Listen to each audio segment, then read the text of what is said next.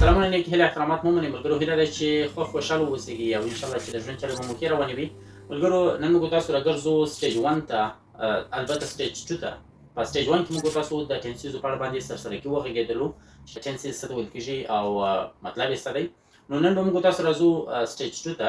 په سټیج 2 کې به موږ تاسو د ټینسیزو په اړه باندې ډېر په دقت سره او په نقطه نقطه باندې انشاءالله موږ تاسو غږیږو، خبرې اترې به ورباندې کوو، ځکه چې ټینسیز ډېر مهم دی په انګلیسي ژبه کې. که ټینسیز مو نه وي زده یعنې ستاسو هېڅ ډول انګلیسي نه ده زده، ځکه ټول انګلیسي پر ټینسیزو باندې ولاړه ده چې هر څه دې راجع کېږي ټینس د زمانې ده. نو راځو موږ تاسو نن په پاست ټینس باندې خبرې اترې کوو چې پاست ټینس څه ته ویل کېږي، تعریف یې څه دی او د څه لپاره موږ تاسو زده کوو. ملګرو که چېرته مو ویډیو خوښه شوه ویډیو ته لایک ضرور ورکړئ او که څه کمنټ لرئ په کمنټ سیشن کې زموږ سره حتما شریک کړئ. یو ځل بیا سلامونه ملګرو، هیله ده چې روغ جوړ به یاست یو د نوي درس لپاره به اماده واوسیږئ. ملګرو راځو نن موږ تاسو یو ډېر مهم درس نه زده کوو چې هغه دی پاست ټینس، کوم چې ډېر مهم دی په انګلیسي ژبه کې. نو راځو موږ تاسو له هر څه نه مخکې د پاست ټینس پر تعریف باندې خبرې اترې کوو او بیا مثالونو ته او بیا یو څه عام ډول مثالونه در کوم د ښه درک او فهم لپاره. نو مخکې له درس شروع کېدو څخه تاسو یې مهرباني وکړئ ویډیو حتما در سره لایک کړئ او که څه مثبت نظر لرئ په کمنټ سیکشن کې مو خپل نظر هم زموږ سره شریک کړئ، تر څو په دغه کمنټونو او لایکونو سره ستاسو موږ مثبت انرژي واخلو او ستاسو لپاره خوندور او منظم درسونه د انګلیسي ژبې اماده کړو، چمتو یې کړو. نو راځو تعریف ته په انګلیسي ژبه کې موږ تاسو دا رقم تعریفولی شو چې past tense shows an action that happened in the past and is finished. دا تعریف یعنې څه؟ ګوره په دې تعریف کې موږ تاسو وایو چې هغه کار چې نور نه کېږي خو مخکې ترسره شوی وي، صحیح دی؟ نور نه کېږي او مخکې ترسره شوی وي، دا دی پاست ټینس. په پښتو کې موږ تاسو دا رقم تعریفولی شو چې تېره زمانه هغه عمل ښیي چې په تېر وخت کې شوی او ختم شوی وي. پرون ته مکتب ته ولاړې، صحیح شو؟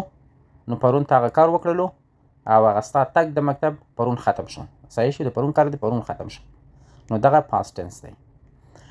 موږ تاسو راځو یو څو مثالونه ورکو. مثلا I visited my friend، ما خپل ملګري سره ولیدل یا ما خپل ملګری لیدلی و، صحیح شو؟ ومې لیدلو پرون، نو دا عمل پای ته رسېدلی دی، صحیح شو؟ پرون ما ملګری ولیدلو، پرون زه دکان ته ولاړم، پرون زه کلینیک ته ولاړم. نو دا هغه عملونه دي چې موږ تاسو په تېره زمانه کې په تېر وخت کې کوم چې تېر شوی زمانه دی په هغه وخت کې موږ تاسو کړی وي، یاد یې زموږ ستاسو په ذهن کې پاتې وي، د یاد د بیانولو لپاره موږ تاسو پاست ټینس کارولی شو. یو بل مثال she cleaned her room، هغې خپله کوټه صفا کړې وه، صحیح شو؟ cleaned یعنې پرون یې صفا کړه یا یعنې کوم وخت چې تېر شوی وي او هغه کار پای ته رسېدلی وي، دا دغې زمانې ته ویل کېږي یا دغه وخت ته ویل کېږي پاست ټینس.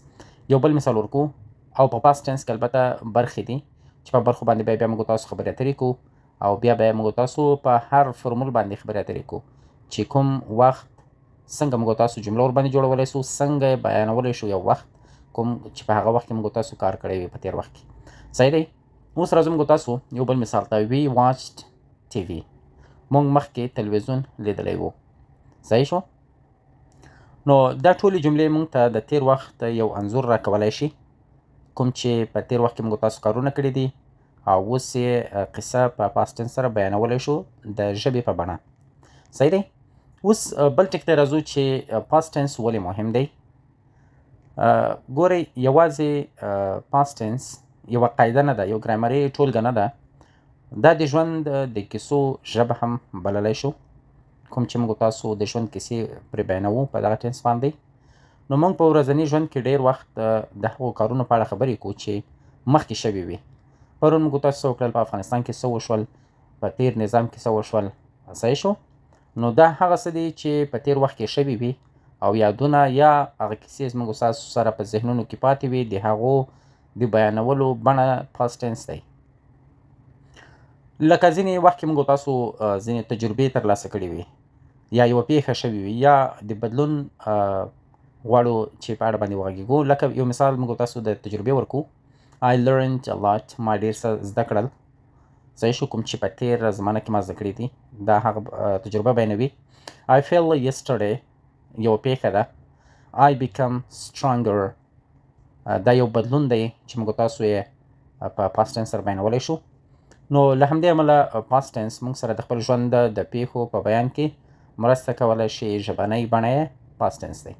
راځئ موږ تاسو یو بلې مهمې نقطې ته چې پاست ټنس څنګه په رښتیا درک کړو، یعنې بدون له دې نه چې په درسي ډول باندې موږ تاسو پاست ټنس زده کړو. ځکه ګورئ دغه درسي چوکاټ داسې دی چې هغه څه چې په کتابونو کې وي، هغه څه چې لیکل شوي وي، موږ تاسو باید چې په هغه باندې سر وخوږو، هغه ووایو او بس له همغه نه زده کړه وکړو. خو زه دلته غواړم چې تاسو ته په رښتیا ډول سره د پاست ټنس د مفهوم درک درکړم، چې څنګه موږ تاسو په رښتیا ډول سره پاست ټنس زده کولی سو یا احساس د پاست ټنس کولی شو. اوله یوه راځئ موږ تاسو درې ژوندۍ او په احساس پورې تړلې صحنې وګورو. مثلا اوله صحنه داسې دی چې یا دوه صحنې به وګورو. اوله صحنه داسې دی چې یو موټر تیز تیر شو. صحیح دی، سهار موږ تاسو د سړک پر غاړه ولاړ ولو، نو موټر تیز تیر شولو. نو اوس راغلی یو په مجلس کې ناست یو، ماخستن دی، او موږ تاسو دغه صحنه وغواړو چې بیان یې کړو. نو څنګه به وایو چې موټر تیز تیر شو یا زلزله سهار وشوه؟ داسې ډول خبرې به څنګه موږ تاسو یا دغه ډول پیښې به موږ تاسو څنګه وروسته بیا له هغه څخه بیانوو. نو دا موږ تاسو دا رقم بیانولی شو: The car passed quickly.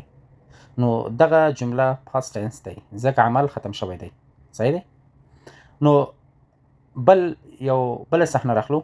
مثلا موږ تاسو پرون په جمع سره یو کتاب ولوستلو، یا ته ووایې چې I read a book yesterday. پرون د کتاب ولوست.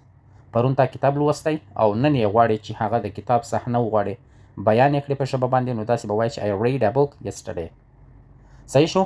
نو دا شیبه تیره شوې ده، ما هغه انځور ستا په ذهن کې پاته دی، د هغه د بیان وسیله پاست ټنس دی. صحیح شو؟ درېیمه صحنې ته راځو. مثلا پرون باران وشولو او ته راځې نن وایې چې زه مکتب ته رانغلم ځکه باران ولو، یا ته درکول وایې چې It rained yesterday. صحیح شو؟ پرون باران وشو.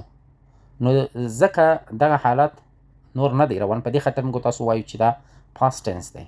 یعنې پرون باران وشولو او اوس نشته، یعنې پرون دغه کار ختم شو او اوس تاسو بیان کړلو. صحیح شو؟ په دې خاطر باندې دا پاست ټنس دی.